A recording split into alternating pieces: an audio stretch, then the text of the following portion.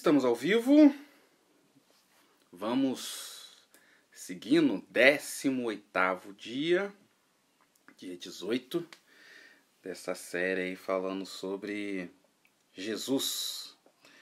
E é interessante quando a gente para pensar em algumas coisas, falando sobre Jesus. E eu tô pensando aqui que já esse é o 3º dia que eu tenho falado sobre Jesus e falado sobre esse tema, liberdade. E por que isso? Eu acredito que uma das funções, uma das finalidades de Jesus foi libertar, Isaías, o livro de Isaías fala sobre isso, de que ele veio para libertar os cativos. No Evangelho de João fala também sobre... João fala sobre a questão de que para isso se manifestou o Filho de Deus, para desfazer as obras do diabo. Acredito que é o Evangelho de João mesmo. Enfim, proclamar libertação, enfim, as atribuições ligadas à liberdade que Jesus tem são fantásticas. Mas hoje eu queria falar um pouquinho sobre mentalidade, pensamento. Nós vivemos hoje no século XXI uma prisão de mente muito grande, Eu me considero intelectual, outras pessoas me consideram intelectual, tenho lido bastante, estudado bastante na intelectualidade, vendo sobre esse fenômeno da modernidade, pós-modernidade e hipermodernidade, enfim. Nós temos a questão diversa que tem acontecido, tanto de uma pseudo-intelectualização de pessoas que acham que sabem, mas quando na verdade não sabem nada. E de outros fenômenos que têm acontecido no pensamento também. Existe também uma questão de bipolarização na política, que também é muito ruim, Como se a política tivesse apenas dois lados. Não é, ela é uma multifacetada, uma pluralidade extraordinária, a questão da política. Mas até para isso Jesus veio, para poder libertar também a sua mentalidade. Eu já falei sobre isso aqui, mas eu quero voltar a falar, não enfatizar, mas só para poder lembrar, de que Jesus tinha um zelote e um publicano na sua equipe. Pessoas com pensamento antagônico. Um que trabalhava para o governo, na época o Império Romano, o outro que era contra o governo, no caso o Império Romano, matando inclusive soldados romanos. E por que Jesus colocou essas duas pessoas tão antagônicas? Porque Jesus tinha uma liberdade de mente. Isso é interessante poder pensar. Você pode pensar muitas coisas, mas acreditar somente em uma. Eu acho muito bacana, por exemplo, a questão dos artistas. Eu não sou artista. Não me considero um artista. Talvez um poeta. Talvez. De vez em quando a gente tenta dar umas rabiscadas em algumas coisas. Mas de um modo geral eu não me considero um artista. Mas eu gosto muito da abstração. Gosto muito da ficção. Gosto muito daquilo que é imaginativo. E eu acho muito interessante porque hoje nós temos uma pluralidade de pensamentos, de diversidade interessante. E para Jesus isso não importa. Que isso? Não importa.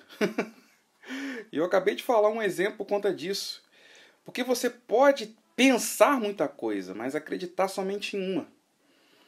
Você precisa entender que tudo passa pelo caminho de Cristo.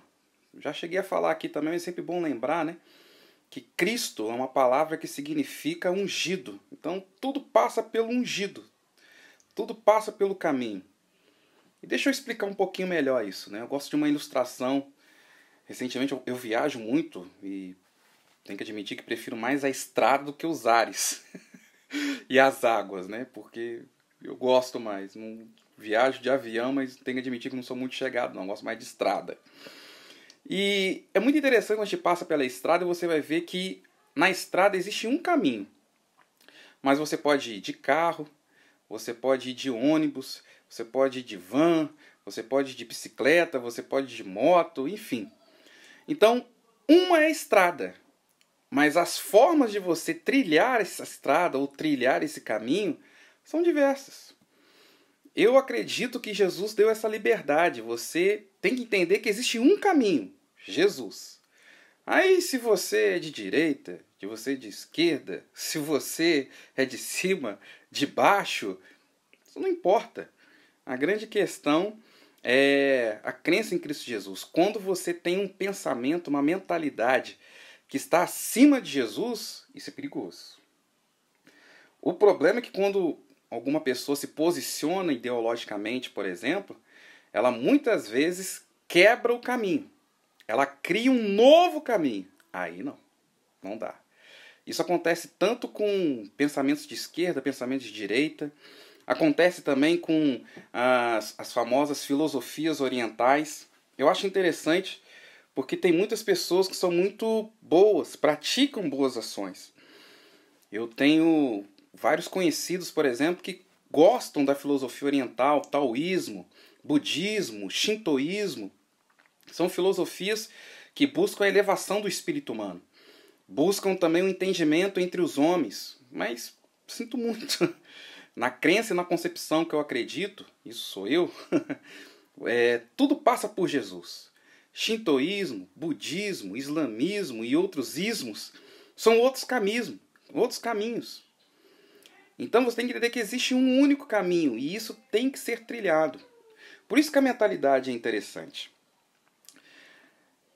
Tem uma pessoa que eu gosto muito, já falecida, pastor evangélico, chamado Martin Luther King.